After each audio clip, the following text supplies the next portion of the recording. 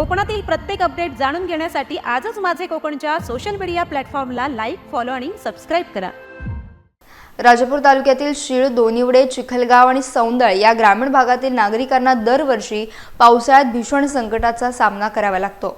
मुसळधार पावसामुळे नदीकाठचे रस्ते पाण्याखाली जात असल्याने अनेक गावांचा राजापूर शहराशी असलेला संपर्क पूर्णपणे तुटतो। या परिस्थितीमुळे रुग्ण, नोकरीनिमित्त ये-जा करणारे नागरिक आणि विशेषतः शालेय विद्यार्थ्यांचे प्रचंड हाल होतात। ही वर्षानुवर्षांची समस्या कायमस्वरूपी सोडवण्यासाठी सामाजिक कार्यकर्ते अरविंद लांजेकर आता सरसावल्यात। त्यांनी सार्वजनिक बांधकाम विभागाला एक महत्त्वाचं निवेदन सादर केले।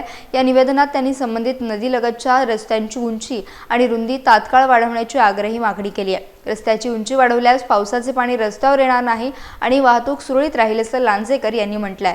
या मागणीमुळे आता प्रशासकीय हालचालींना वेग मिळणार का आणि ग्रामस्थांचा वनवास संपणार का याकडे संपूर्ण तालुक्याचे लक्ष लागले आहे। स्थानिक प्रशासनाने या गंभीर प्रश्नावर लवकरात लवकर सकारात्मक निर्णय घ्यावा अशी ग्रामस्थांची तीव्र भावना आहे। साहेब, हा जो रस्ता आहे राजापूरकडून सौंदळ रेल्वे स्टेशन असेल, पाचल मार्गे कोल्हापूरकडे जाणारा एक प्रमुख जिल्हा मार्ग आहे।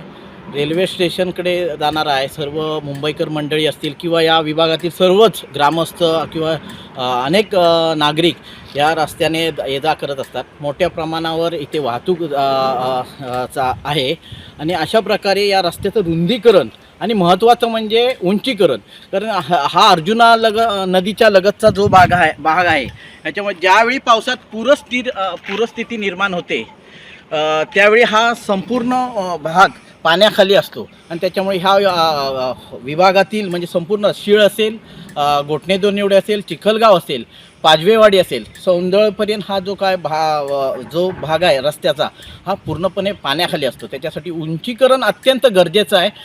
ह्यासाठी मी आज निवेदन हे सार्वजनिक बांधकाम विभाग राजापूरला दिलेलं आहे आणि ही मागणी लवकरात लवकर शासनाकडून निधी उपलब्ध होऊन हा रस्त्याचं रुंदीकरण आणि उंचीकरण व्हावे अशी शासनाला या पत्र देऊन मी विनंती केली आहे।